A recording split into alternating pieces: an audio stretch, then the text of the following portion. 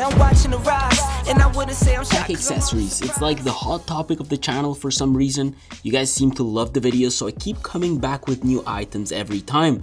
For those who haven't watched it yet, we actually built a brand new desk setup a few weeks ago, and we were lucky enough to get some items that we've been really enjoying for the past few weeks. So I decided to put this video together to go over some of them and go over others that people on TikTok have been asking about.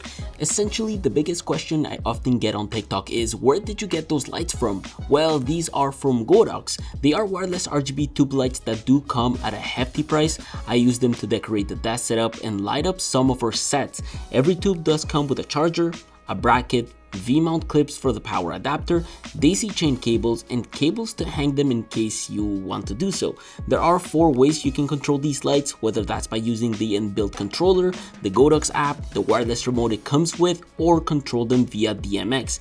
Regardless of what you end up choosing, I freaking love how easy they are to use. Whether you want RGB colors, a simple white spectrum, or some of the cool effects they deliver, the buttons and the tiny UI it offers is intuitive and easy to use to get you there. I must say though, the app is a lot quicker to use just because you can set saturation values, brightness levels, and hue colors a lot quicker. But if you are in a hurry and you don't have the time to connect these via Bluetooth, their inbuilt controller will do just fine. The only thing I should point out is that the speed at which the battery drinks depends on the brightness you set them at. For us, 100% brightness can last for about 1 to a couple of hours, but if you use them to decorate your desk setup at a minimum brightness level, expect them to last you for like an entire day.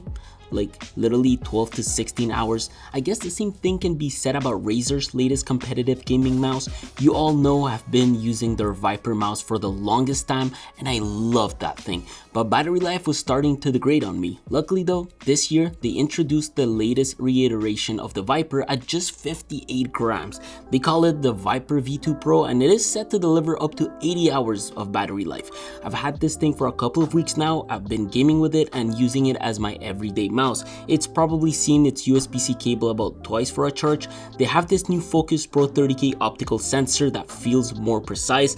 Not that I ever game at 30,000 DPI, but between 400 and 1600 and a proper gaming pad, I find myself aiming for headshots a lot more often on Valo.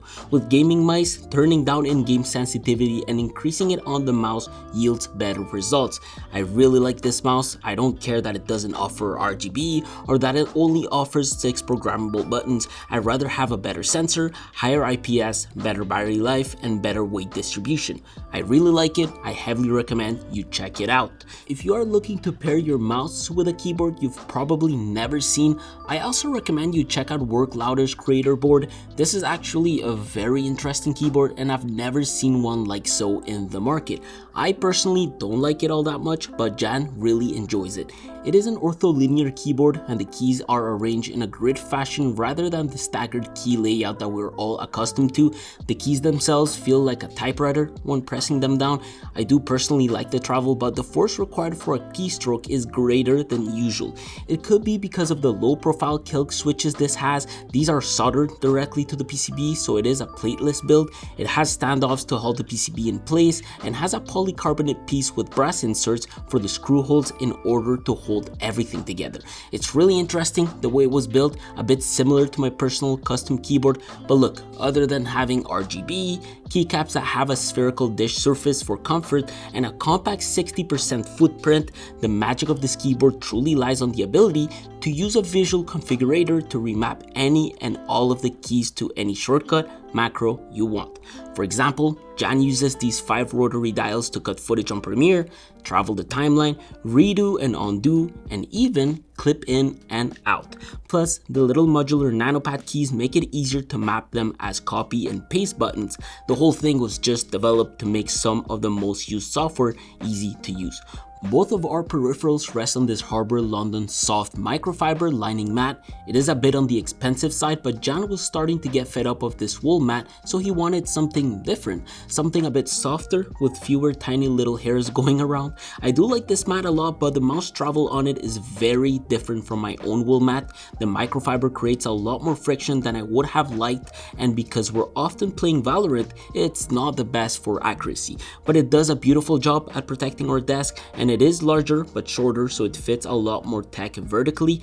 Already that our desk is only 60 inches wide, I find this mat fits perfectly with this type of setup, basically large enough to also fit our toolbox controller. Now the keyboard cannot do it all when it comes to being a creator, but since Work Ladder opened Jan to a whole new world, it made me want to give the toolbox a try to see how our creative workflow would improve, and I personally love this thing. It's really easy to get up and running. All it takes is a USB-C cable and installing their software. The idea here is that this replaces your keyboard to do everything you need when drawing, video editing, and photo editing. Within the toolbox console, you can create new presets by making a custom one or using their default templates. If you do decide to create one for whatever program you want, mapping the keys is actually super easy. In fact, if you click on a key, it'll directly bring you to that mapping, and in there you can decide what you want to do with it. Although if you are like me and you are way too lazy to map them, they also have a bunch of presets over on their website you can download and import. Just know that it is a lot of practice and memorization, but with time it makes edits super efficient to do. I do like the fact that if I wish to link my preset to only work with certain applications, that's a thing. This means that you won't have any conflicts between applications and your key mappings will always be independent. Plus, look at this thing, looks super nice, and it's as tiny as our AI1 audio interface. This here, in my opinion, is the audio interface that most desk setups should start with. It's a single channel interface, meaning that you cannot connect more than one audio input at a time, but it makes the audio system super intuitive to use and easy to upgrade. It is USB Type-C powered, which makes it easy to connect to your computer and have it all ready to go. Windows recognizes it directly and many of our audio softwares as well. This makes XLR microphones, bookshelf speakers, and proper audio headphones super easy to use. Basically, plug and play. The left dial controls the gain of your microphone, which directly delivers a status with its signal light, which turns yellow when the signal is at -12 decibels and red when the signal is at -3 decibels. Plus, clicking the dial activates phantom power for condenser microphones. On the other side, the right dial is responsible for volume, and clicking it activates the zero latency monitoring. I just love how perfectly it all integrates together. Plugged into this, we have super expensive headphones, but these are by far one of my favorite ones. We are trying to accomplish better audio for the videos, and so I bought the DT900 Pro X from Beyerdynamic. Incredibly high rated headphones by audiophiles. They sound absolutely amazing. They are super comfortable and look nice. They are on the pricey side. I mean, $300 for a pair of headphones is not cheap. However, those $300 do not only reflect on sound, but also on build quality. The ear cups are made of this sweat-like material, and don't worry, it doesn't make you sweat or make you hot after rocking them for an extensive period of time. Also, they wrap around your ear very well, and the ear cups are removable if you ever wish to clean them. Plus, their clamping force around your head is perfect and doesn't feel like it gets any tighter after wearing it for a long period of time. It did come with a couple of 3-pin mini XLR detachable cables. One is 10 feet and the other is like 6 feet with both 1/4 inch adapters. Oh, and if you wish to store them, it also did come with its own little bag.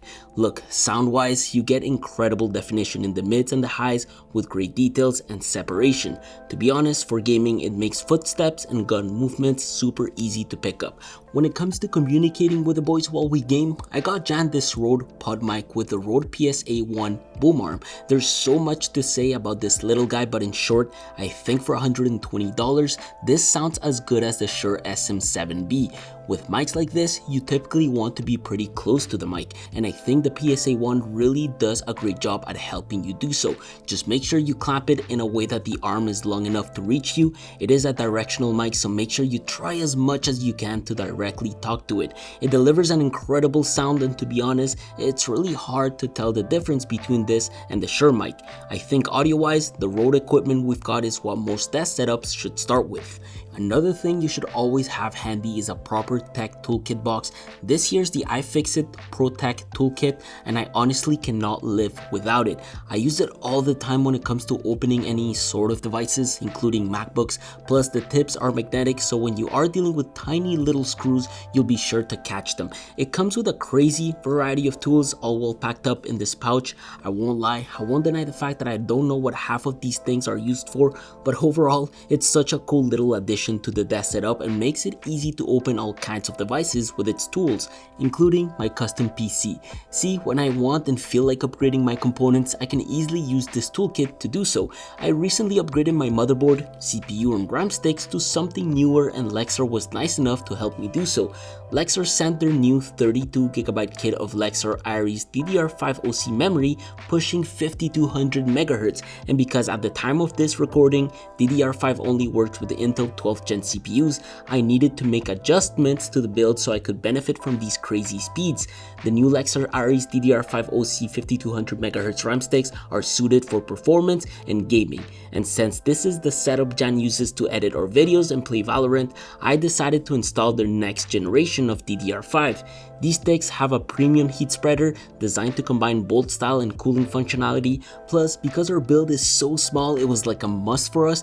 They are designed with on-die ECC for improved stability while overclocking, and for peace of mind, Lexar provides a lifetime warranty. If you are building a custom PC, I recommend you check these sticks out in the description down below. Honestly, the tested benchmark looked awesome, and I'm excited for you to try these new kits in your future builds. And the last device I recommend keeping handy is a Philips Hue smart plug. These are literally a lifesaver for a desk setup. It makes any sort of device automated when it comes to turning it on or off, or overhead softbox is connected to one, and I can easily control it through the Hue app or through voice command with Google Home. So if I say, hey Google, turn off aperture 200x, it will literally turn off the smart plug, which is then connected to the light source. You can do this with any sort of device you wish to use, just make sure you give it a proper name to keep up with it. Look, you guys have been loving these types of videos, so I'll be delivering more. I come across all kinds of crazy tech that we integrate into our lives every day, and it would be a shame not to share them. I also want to make budget tech accessories videos, so for those who have smaller budget, like students, can afford them. I know tech gets pretty expensive, but I also know a lot of you guys can benefit from some of them. I'll try to give an item away in the future when I make these types of videos. I just need to sort out the logistics behind it. It'll be a fun way of giving back to you and to those who stayed for the entirety of the videos. I appreciate it a lot. Anyways, it's been a pleasure like always. I'll see you all soon. Take care.